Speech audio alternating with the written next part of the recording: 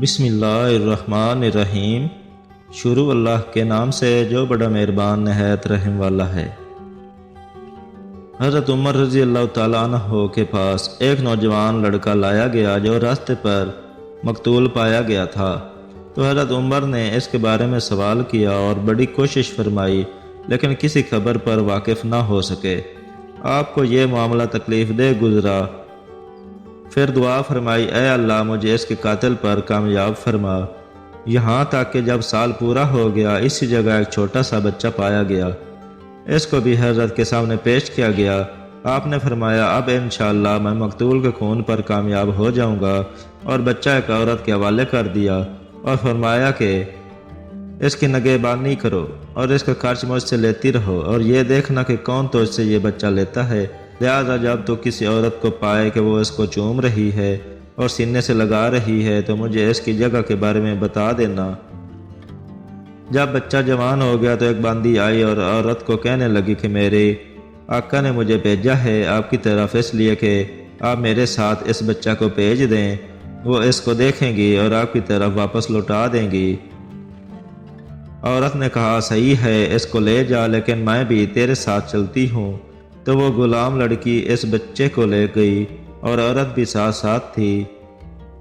جب وہ اپنی آقا کے پاس پہنچی تو اس نے بچے کو لیا اور چوما اور سینے سے لگایا، اور وہ آپ صلی اللہ علیہ وسلم کے اصحاب میں سے ایک انصاری صحابی کی بیٹی تھی۔ پرورش کرنے والی عورت نے یہ معاملہ دیکھا تو حضرت عمر کے پاس آئی اور آپ کو خبر دی۔ آپ نے تلوار اٹھائی، پھر اس عورت کے گھر کی طرف چل پڑے۔ اس کے والد کو دروازے پر ٹیک لگا کر بیٹھے ہوئے پایا۔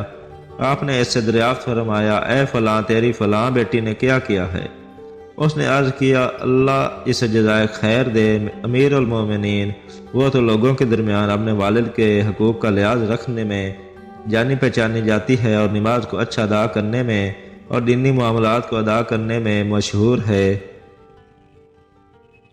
تو حضرت عمر نے فرمایا، میں اس کے پاس جاننا چاہتا ہوں، میں اس کو خیر میں مزید رغبت دلاؤں گا اور اس پر ابھاروں گا۔ تو اس کے والد حضرت عمر کو اس کے پاس لے گئے۔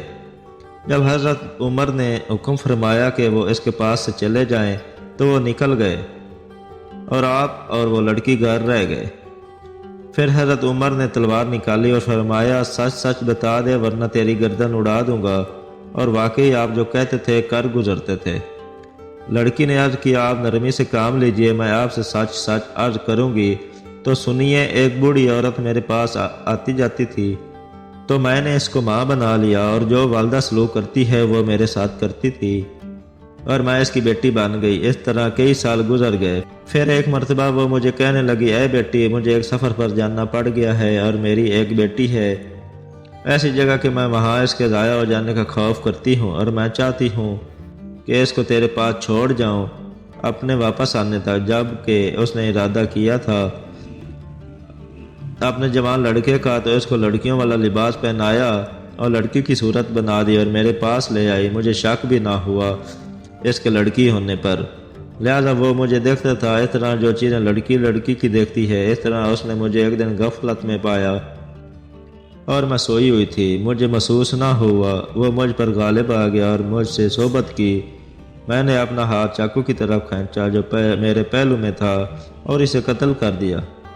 پھر میں نے حکم دیا اور اس کو اس جگہ ڈال دیا گیا جہاں آپ نے دیکھا، اور میں اس کی وجہ سے اس بچے کے ساتھ حمل والی ہو گئی تھی۔ جب میں نے اس کو جینا تو اس کو بھی اس کے باپ کی جگہ ڈال دیا۔ اللہ کی قسم، یہی ہے ان دونوں کی خبر جو میں نے آپ کو ذکر کی۔ حضرت عمر نے فرمایا، تو نے سچ کہا۔ پھر اس کو نصیحت کی اور اس کے لیے دعا کی اور نکل گئے، اور اس کے باپ سے کہا، واقعی تیری بیٹی بہت اچھی ہے، اور واپس اپنے گھر کو چلے گئے۔ سبحان اللہ۔ حضرت علی نے فرمایا کہ ہم بعید نہیں سمجھتے اس بات کو کہ سکینہ حضرت عمر فاروق کی زبان پر جاری رہتی ہے۔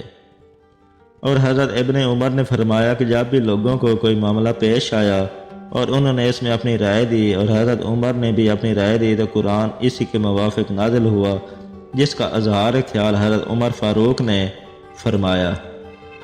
سبحان اللہ۔